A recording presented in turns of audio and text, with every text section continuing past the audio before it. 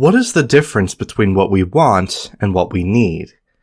Could comfort and luxury mentally dissuade us from pursuing a meaningful life? Can what we own limit our freedom? And if so, is simplicity the key to achieving true satisfaction and fulfillment?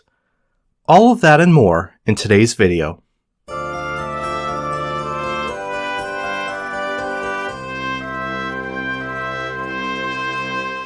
How do we figure out what we really need to live a fulfilled life? Unfortunately, most of us don't know the difference between what we need and what we want. And it's not necessarily our fault. Our culture offers little meaningful direction, teaching us to equate comfort and luxury with happiness. In reality, however, these desires are often shaped by external pressures and the false promises of advertisers and marketers whose primary motive is to maximize their profits. This confusion keeps us chasing after things that don't bring lasting fulfillment, leaving us feeling drained and disconnected from what truly matters.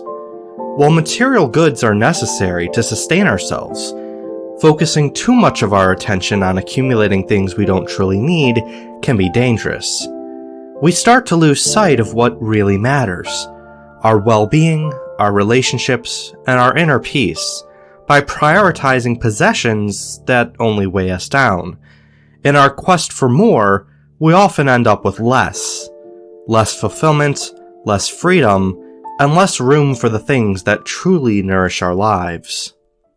How does wealth distract us so easily? To shed light on this, consider a thought-provoking Buddhist parable. A wise guru, seeing that his monk student has reached great levels of enlightenment, decides that it is time to leave him to see how he would fare on his own. When the guru returns after some time, he is astonished to find that the monk has accumulated a vast estate. "How did this happen?" the guru asks. "When I left, you were living simply."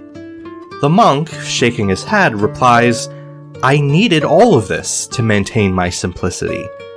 The guru expresses disbelief, prompting the monk to explain. "When you left, all I had was the clothes on my back, but a rat began eating them while I slept. Since they were all I had, I got a cat to catch it. But then I needed to feed the cat, so I started buying milk.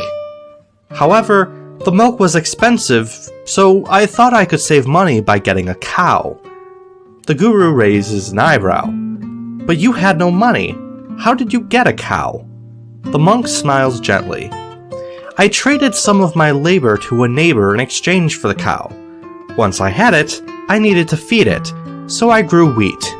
But to store the wheat, I built a barn. Then I had to hire workers to maintain the barn, and they needed a place to live, so I built houses for them. The workers needed food, so I expanded the farm and began producing more. Eventually, I had a thriving business, an estate, and all these possessions. Each one, I thought, necessary for simplicity." The guru is silent for a moment, but then speaks, his voice calm but firm. "It seems, my friend, that in your pursuit of simplicity, you have become entangled in the very complexity you sought to avoid. What began as a means to ease your life has turned into a chain of anxieties and demands. True simplicity is not found in the things we accumulate, but in the freedom from the need to possess them." What can we learn from this parable? First and foremost, we should acknowledge that the more we possess, the more our possessions begin to make demands of us. As we acquire more, we are forced to devote ever more attention to protecting, ensuring, and maintaining what we have. In this way, over time, we may find that our possessions eventually begin to possess us, causing us to grow anxious over things we never cared about, while neglecting the things that used to matter most to us. The consequences of wealth's ability to misdirect our attention are profound and far-reaching. According to Friedrich Nietzsche, a philosopher I must note I disagree with on many points, but whose insight here is valuable, possessions risk transforming us into the last man, a figure who has given up higher ideals, creativity, and personal growth in return for comfort, security, and material wealth. Why would anybody willingly agree to become the last man? The greatest danger of luxury is that it creates a false sense of contentment, one that leaves us unfulfilled yet complacent. When we settle into this illusion of contentment, we no longer desire to better ourselves or our situation, sacrificing meaning, greatness, and transcendence for ease of life and lack of struggle. Yet it is precisely struggle that drives us to grow. A lust for comfort traps us in the realm of superficiality, stifling our willpower and limiting our freedom of spirit. How can we avoid the trap of being distracted by material comfort?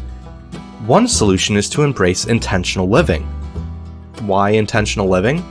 Well, according to Barry Schwartz's The Paradox of Choice, the more choices we have, the more anxiety we begin to feel about missing out on the best option or making the wrong choice.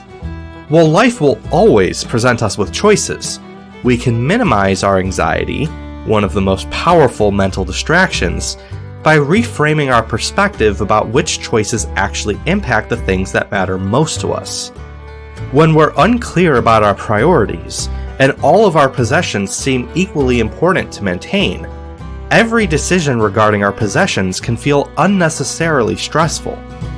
At the heart of intentional living, therefore, is clarity about what is essential for our well-being, such as connection, purpose, health, and genuine financial well-being, our true needs.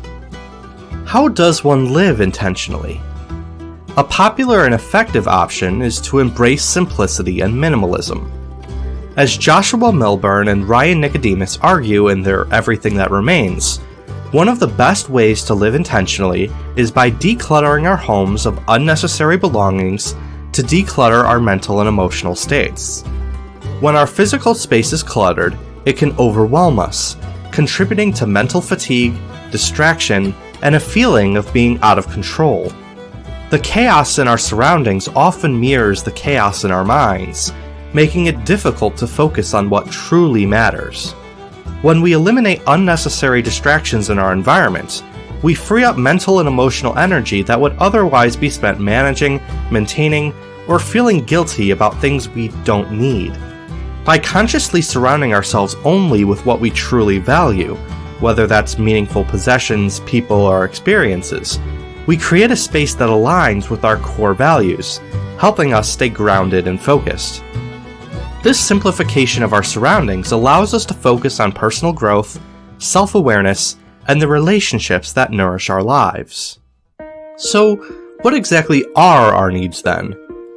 Simply, our needs exist in a hierarchy, with those closest to our personal well-being taking precedence. At the top of this hierarchy are essentials like physical self-preservation, housing, and supporting our family, followed closely behind by the means to work and engage in meaningful leisure. These fundamental needs are far more pressing than material comforts or luxuries, which become more extraneous and superfluous the further they get from personal well-being. That's not to say that only physical sustenance is essential. We cannot reduce ourselves to mere material concerns without falling into the same trap laid by consumerism. Rather, wealth should be an instrument for genuine self-expression and personal cultivation, helping us pursue the things that actually do bring fulfillment in life. Far from being extraneous, leisure is the basis of culture. It is essential for self-cultivation, creativity, introspection, and building relationships, for reflection, receptivity, and engagement with the transcendent. When wealth is used to pursue meaningful leisure, when we prioritize experiences, skills, relationships, and personal cultivation, we find ourselves far more satisfied than when we simply accumulate possessions aimlessly. So, what do you think? How can we distinguish between what we need from what we want? I'd love to hear your thoughts in the comments below. If you like this video, don't forget to subscribe and hit that bell so you can be notified when new videos are released.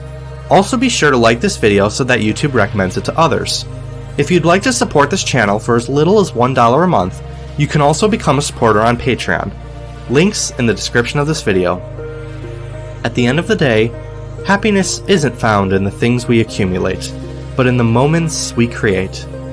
Take a moment to reflect on what truly matters to you, your relationships, experiences, and personal growth. I look forward to walking the path of self-discovery with you. Peace be with you. This has been The Philosopher.